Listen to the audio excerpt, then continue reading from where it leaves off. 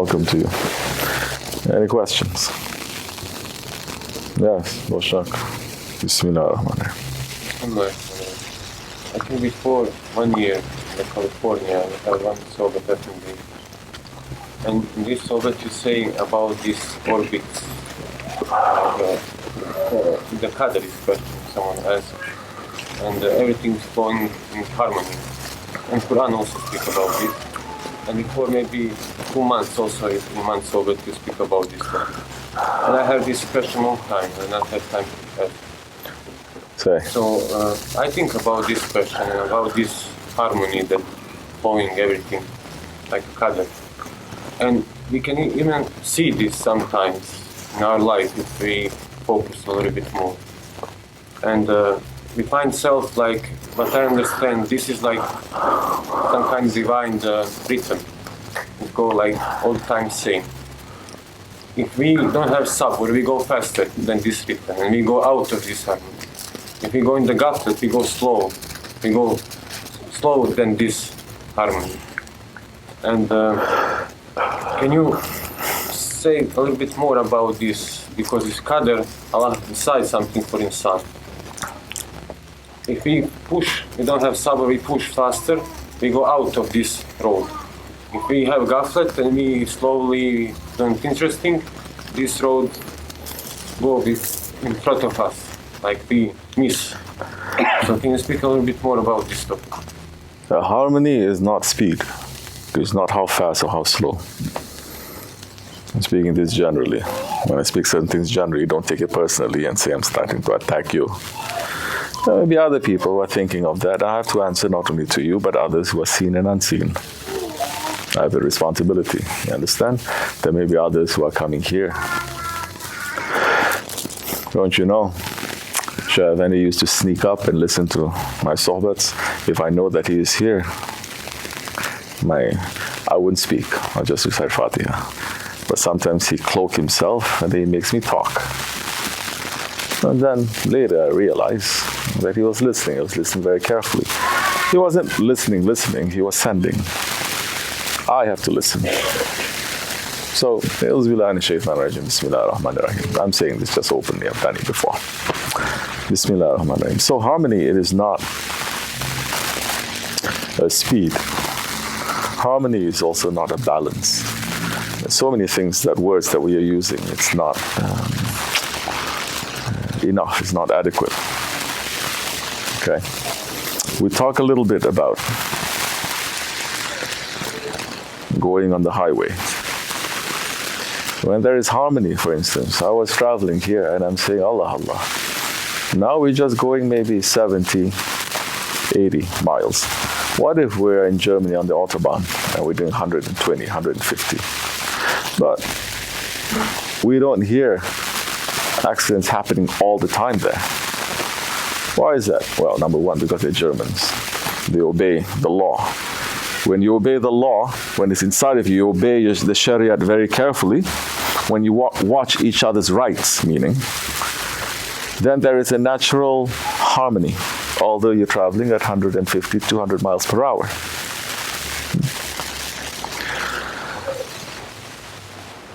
That rhythm that you're talking about, you have to have special ears to hear.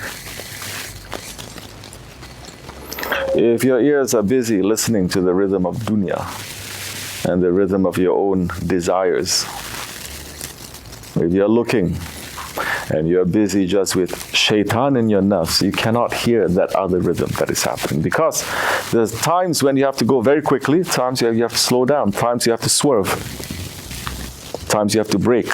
That is also part of it.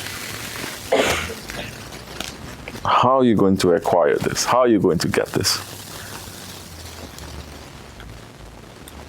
Allah subhanahu wa ta'ala sent prophets, and the fulfillment of tasawwuf came with the Holy Prophet alayhi salatu wasalam.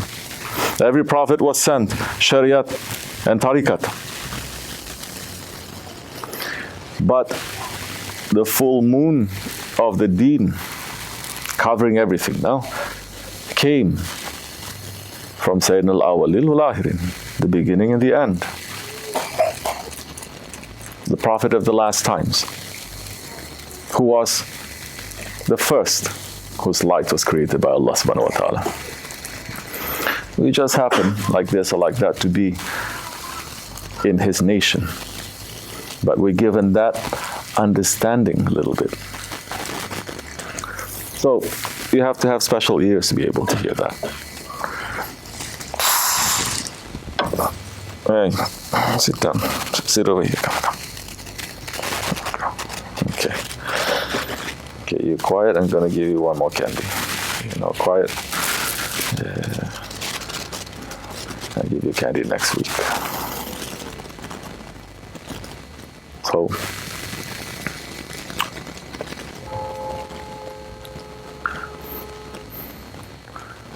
how are we going to talk about patience in a world like this?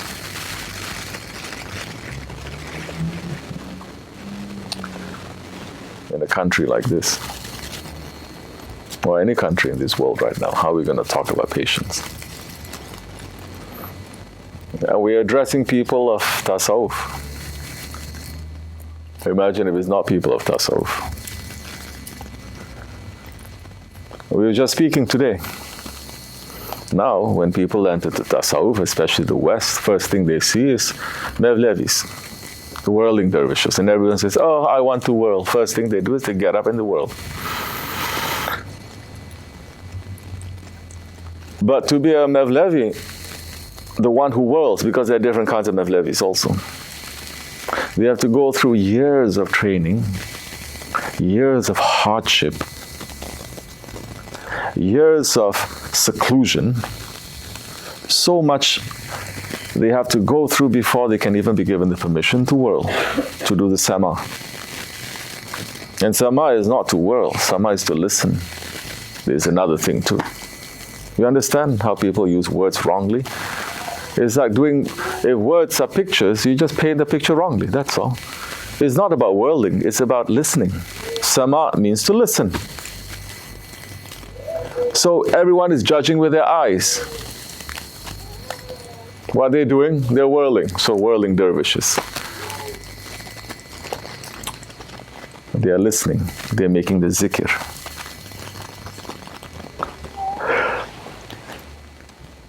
So how are we going to learn patience?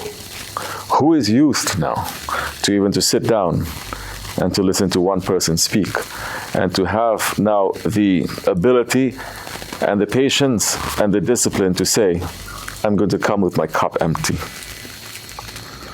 Before I enter those doors, I'm going to empty my cup and I'm going to come empty. And I'm going to listen. I'm going to sit and I'm not going to judge. I'm going to sit on my ego and I'm going to watch how I sit, how my heart is, how my ears are. Are we used to that? We're not, especially in these times. You understand? So now, when you talk about understanding the rhythm, whose rhythm? Because the kind of words that you say also, of course, we've heard those kinds of words before. Different people may speak about it. People that who are not even maybe connected to Islam, they may speak about that. There is a divine rhythm, divine music and everything. Whose ears you're listening? Whose ears you're listening from? This is the most important thing. Is not having ears, the ability to hear. It's from whose ears you're listening. If you're listening from the ears of shaitan, you're going to hear different things. If you hear from the ears of the angels, you're going to hear different things. And what does it mean when Allah subhanahu wa ta'ala is saying, my servant draws near to me? When he starts performing acts that are not obligation. Meaning when his heart is working, and Allah is saying in this Hadith Qudsi, I will be his ears that he hears from. So the whole point now, as Mawlana is saying, is to change. To die, and then to be reborn. What does it mean to die? To die from your animal characteristics. And to be reborn with human. And to die from your human and to be reborn again, and again, and again, and again. It is a long journey. Holy Prophet ﷺ is saying, die before you die. Because everyone will go through that journey. You don't go through that journey before you die in this world, you go through that journey in the grave, and that's very hard. It's not finished. You're going to go through that journey on the Sirat. It is very hard. No one can escape. You don't finish there, then you will enter into the fire. Still, you have to go through that journey. And what is that journey? To listen to Allah. To listen to the prophets. To listen with their ears, not with our ego's ears, with their ears. You look with their eyes, then you understand, oh, this world is not as it seems. You speak with that tongue and you say, oh, now we understand how dangerous the words of truth is, because nobody wants to hear. They put you into trouble. But you start to understand. Then you start to feel, as the Prophet says, this world is a prison for the believers.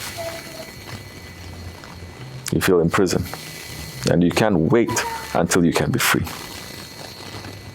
But you have to be patient. So whose ears? Why are we entering into a tarikat? To be able to understand. Now let us hear through the Shaykh's ears.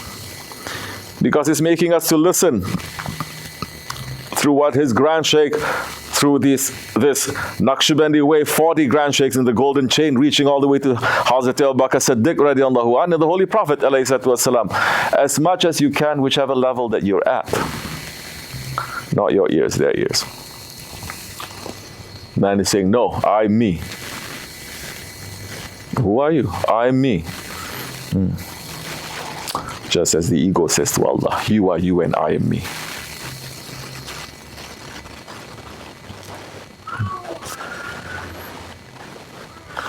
Tarikatna suhbat fil hari min jami'an. Our tarikat is based on suhbat. It is through the suhbat of the Holy Prophet ﷺ. The Sahabi-Kiram, they reached the highest stations because they finished. In the suhbat of the Holy Prophet, they finished. They entered into that fire. Into that fire, they finished.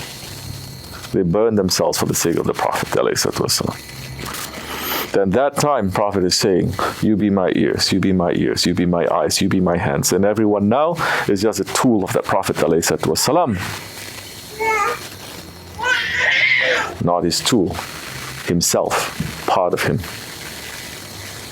We're coming back to our originality too. This is not something extra. We're coming back to originality because Allah subhanahu wa ta'ala is saying in that ayat of laqad ja'akum, to know that the Prophet ﷺ is inside of you, he's within you, he's amongst you. Because there's nothing in creation that doesn't have the love of the Prophet and the light of that Prophet ﷺ. If it doesn't, it will perish into non-existence.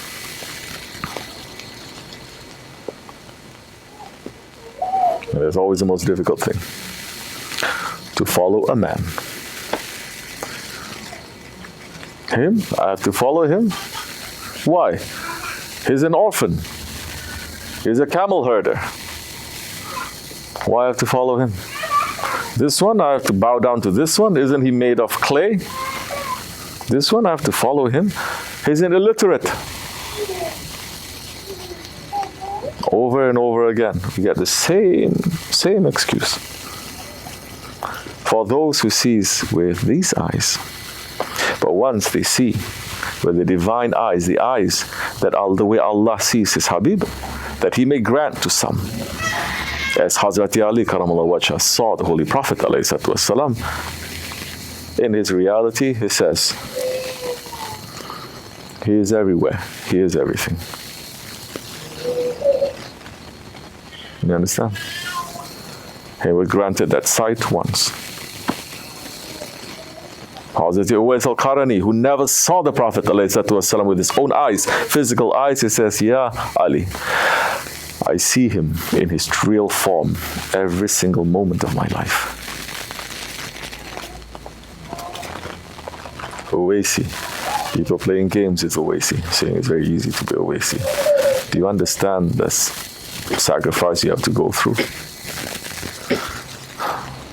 So yes, you want to look, you want to understand the rhythm, you want to hear. More you have to say, La. La. ilaha illallah. Whatever that is giving you a form, a shape, a reality is ilah. Except for Allah. Illallah. If you don't understand your idols, you cannot understand Allah. If you don't understand what idols that you have, and you say la, you cannot say except for Allah. Because the kalima is talking about Allah is in the absence of everything else. In the absence of everything else, when you take everything else, there is Allah. Never mind, I shouldn't get too deep in that. Wa min Allahu tawfiq al-Fatiha.